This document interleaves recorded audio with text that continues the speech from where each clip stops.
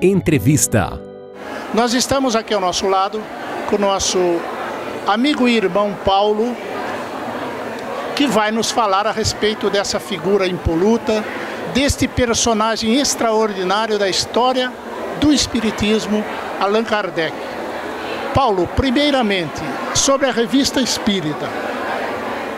A Revista Espírita nós sabemos que muitos anos Kardec a publicou e ela é ainda, vamos assim dizer, uma ilustre desconhecida para os espíritas. Um manancial extraordinário que complementou a codificação. Por que ela é ainda tão desconhecida dos espíritas? Olha, só acho que no movimento espírita surgiu aquela ideia dos 5 livros, não, o tal do Pentateuco Espírita, e os outros livros foram relegados ao segundo plano. Veja bem, o que se recomenda, via de regra, no meio espírita, para quem não sabe espiritismo? Fala para ler o Livro dos Espíritos, né? Mas se você analisar bem, você vai perceber que isso contraria Kardec, por incrível que pareça. Porque Kardec indica como primeiro livro, sabe qual que é? O que é o Espiritismo, tá certo? E nessa lista de livros que recomenda ler, entra a Revista Espírita. Eu não tenho muita certeza agora se está no próprio o que é o Espiritismo ou se está no livro dos Médios. Mas um dos dois ele afirma que tem que ser lida a Revista Espírita porque ela completa o quê? Ela completa o Livro dos Espíritos e o Livro dos Médios. Ora, se você não lê na totalidade a introdução desses dois livros, você vai ficar perdido. Então você acha que não tem que ler, quando na verdade tem que ler. Muito bem. Uma outra coisa, Paulo, interessante que muitos espíritas acham que não sabem, principalmente aqueles que estudam superficialmente a doutrina, é que Kardec completou o Livro dos Espíritos em 2 etapas, né? Por que aconteceu isso? Olha, que talvez na verdade assim, a gente possa imaginar que existiu um primeiro momento que ele podia soltar o material que ele tinha. E depois que ele soltou, foi surgindo novas coisas. E os espíritos também deixaram muito claro que, vamos dizer assim, como se fosse a revelação era progressiva, tinha coisas que não podia falar lá atrás, que lá na frente podia falar. Então, ele completou o que ele não pôde falar lá atrás, e algumas coisas a gente percebe que ele mudou de ideia. Por exemplo? Um exemplo clássico aí, ia dar uma polêmica danada no meio espírita, é a questão da possessão. Então veja bem, no Livro dos Espíritos ele diz que não há possessão física. Ele reafirma no Livro dos Médios, quando ele trata da obsessão. Mas só que na Revista Espírita do ano de 1863, especificamente no mês de dezembro, ele apresenta um caso que chama-se o caso da senhorita Júlia. E mais ou menos ele diz o seguinte: eu fui muito incisivo quando eu disse que não há possessão, mas há possessão sim, diante de um caso que nos surgiu. Aí ele relata o caso da senhorita Júlia. E ele só vai mudar em termos de obra básica, você sabe que livro? A Gênesis. Aí eu te pergunto, quem lê Gênesis? Porque, veja bem, o que é normal? Se você tem uma ideia nova, você vai voltar na obra que você já editou e mudar essa ideia lá. E Kardec não fez isso. Ou seja, ele não mudou nem no Livro dos Espíritos e nem no Livro dos Médios. Como o pessoal não lê a Gênesis, então fica com as informações lá de trás. Não lê a Gênesis nem a Revista Espírita, então fica defendendo a ideia de que Kardec não aceitava a possessão, quando na verdade Kardec mudou de ideia. É fantástico isso aí. Dá um susto para que a gente fala. Inclusive eu tenho um estudo sobre isso, né? Coloquei no meu site, está lá, para quem quiser ver, pode contestar mesmo, porque a ideia nossa é essa. Nós não estamos querendo pregar a verdade, nós somos atrás da verdade. Se alguém provar que eu estou enganado em algum ponto, óbvio, eu vou aceitar o ponto da pessoa. Mas eu acho que está muito bem fundamentado, viu, Nelson? Muito bem, com certeza. Ô Paulo, é interessante. Inclusive o seu site, os telespectadores estão vendo aí o endereço do seu site para aqueles que queiram acionar aí na sua telinha. Ô Paulo, essa história que você, essa afirmação que você coloca, Kardec mudou de ideia, Kardec evoluiu de um ponto para o outro. Ele próprio dizia, né? Se o Espiritismo estiver errado em algum ponto e a ciência comprovar, nós devemos seguir a ciência, ok. Tem mais algum ponto, você como estudioso de Kardec, mais algum ponto onde Kardec tenha, vamos dizer, durante as suas obras, evoluído ou complementado, que você julgue relevante comentar aos nossos telespectadores? Ah, com certeza, inclusive na base da ciência, né? Eu já ouvi companheiros nossos afirmando que Kardec antecipou Darwin. Quase que eu caio da cadeira, porque eu tomei um susto, porque na verdade foi o contrário. Quando na publicação da primeira edição do Livro dos Espíritos, as informações que os Espíritos passaram é que nosso princípio inteligente, sempre foi humano, vamos dizer assim, né? Sempre foi humano. E na segunda edição, que foi em março de 1860, ele já muda de ideia, falando, não, que nós viemos de reinos anteriores, e que mais claro fica lá na questão do animal. Daí para trás é meio confuso, e do reino mineral é de jeito nenhum, baseado em Kardec, tá? Então por que mudou de ideia? Olha, a primeira edição foi em abril de 1857, a outra em março de 1860. O que surgiu no meio mesmo? Justamente a ciência. Que ciência? Darwin, com a teoria da evolução da espécie, que ele publicou o livro desse, se não me falha a memória, no final de novembro, ou meados de novembro de 1859. Então Kardec, diante da nova revelação científica, ele já, com certeza, ele questionou os espíritos de novo, né? Ó, vocês estão falando. E aí surgiu essa nova interpretação daquele fato. Então, igual você falou, a doutrina espírita é progressiva, não precisa parar no tempo. Então, nova informação científica, nós temos que aliar essa nova informação científica. Paulo, é interessante, né? O próprio Kardec dando exemplo dessa progressividade científica, adaptando os conhecimentos aos conhecimentos científicos. E atualmente, no nosso século, né, ainda existem espíritas que não assimilaram esta condição progressista da doutrina? Uai, na verdade, o que eu falo assim, nós temos um atavismo muito grande.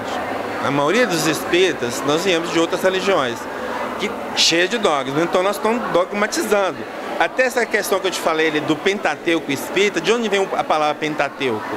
De outras religiões. Na verdade não existe. O que é a obra básica da doutrina? É tudo que Kardec publicou.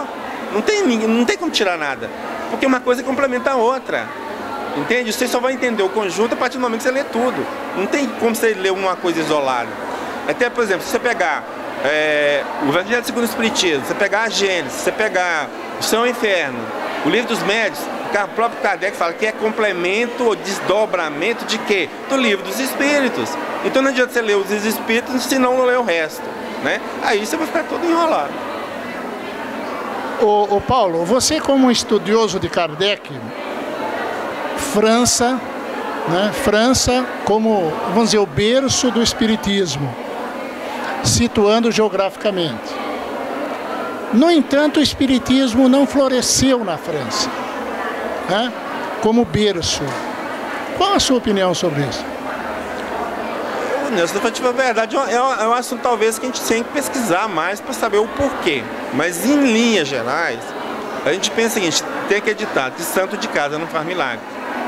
E infelizmente isso parece que é uma realidade ainda hoje. Então, as pessoas de fora que enxergam os valores das coisas que estão ali dentro, que o pessoal de casa não enxerga. Então se viu essa grandiosidade da doutrina mais fora da França do que na França.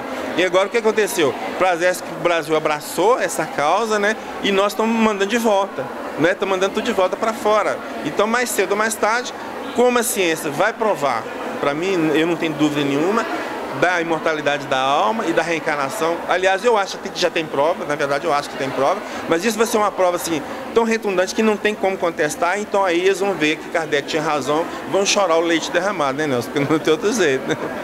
É isso mesmo, é isso mesmo. Paulo, agora focando Chico Xavier. Você, né, como um estudioso de Kardec, como é que você vê Chico nesse contexto kardeciano? Agora você tocou num problema muito sério. Porque no nosso meio, nós temos pessoas que afirmam que Chico é Kardec. Pode ser, mas eu tenho minhas dúvidas. Mas por que eu tenho as dúvidas? Veja bem, Quando o Chico estava vivo, houve manifestações do espírito Allan Kardec. É possível um espírito encarnado se manifestar? Sim, com certeza. Inclusive na própria revista Espírita nós temos isso lá. A questão é que para esse espírito vivo se manifestar, o corpo tem que estar inativo, vamos dizer assim, né? Por exemplo, dormindo, um êxtase profundo, para que o espírito possa se emancipar e se manifestar onde foi evocado e chamado. Então eu digo, a coisa para mim é muito simples. Se você defende que Chico é Kardec, então me prove que todas as vezes que o espírito de Kardec se manifestou, Chico estava dormindo. Eu vou aceitar, numa boa, sem possibilidade nenhuma. Mas eu acho que agora também nós temos uma coisa aí muito importante, que é um livro da Adriana Galves, que fala até sempre Chico. Nesse livro, ela conta o encontro, né, a primeira vez que ela teve com Chico, que se identificaram em encarnações passadas. O casal e o Chico. E pouco tempo depois, Chico manda 2 cartões postais para Dona Nena. Mais ou menos diz assim, ó, lembrança de nossa querida Espanha. Ô meu, aí não tem jeito. É a mesma coisa que tá falando, só nós vivemos na Espanha. Olha, se viveu na Espanha, não é a linha sucessória de Kardec que o pessoal traça, tá certo? Há um conflito, inclusive essa linha de Kardec fala que Kardec foi João Evangelista, e João Evangelista assina na codificação, foi Platão e Platão assina na codificação, quer dizer, embora todo meio de campo. Então a linha mais provável, eu não posso afirmar com certeza, é essa que traça em cima por exemplo, do Carlos Alberto Braga, do Luciano dos Anjos. A mais provável seria essa de que Chico foi Kardec, sem chance, pelas informações que eu estou te passando. Ok. Paulo, e se nós fôssemos focar Chico sobre o ponto de vista da sua obra doutrinária, no que você focaria, admitindo o Espiritismo como religião, ciência e filosofia? Onde é que você focaria Chico mais presente neste tríplice aspecto da codificação? Eu acho que o foco mais da obra de Chico foi em cima da parte da religião. Eu praticamente acho. Agora, inclusive, assim, vamos voltar um pouquinho atrás. Quando os Espíritos falaram para Kardec que ele voltaria, reencarnaria, e qual foi a instrução para ele? Você vai voltar para completar a sua obra. Mas Kardec não participou ativamente da obra? Tá. Quando a gente analisa a obra do Chico, sem desmerecer Chico de forma nenhuma, tá? Ele, simplesmente, dele tem pouco. Tudo que ele recebeu foi mensagem de espíritos. Então, complemento dele não tem. Quer dizer, mais um fator que vem falar que Chico, pode somar os que nós já falamos, que Chico não pode ter sido Kardec. Então, o foco de Kardec, científico, filosófico, o foco de Chico, todo religioso. Tá certo? Pelo menos é assim que eu vejo. Ok. Não, legal. Retornando à Revista Espírita. Kardec cita muitas vezes na Revista Espírita os seus detratores, as suas lutas que ele teve contra as críticas ao Espiritismo, né? De todas essas críticas, o que você ressaltaria de mais relevante para nós?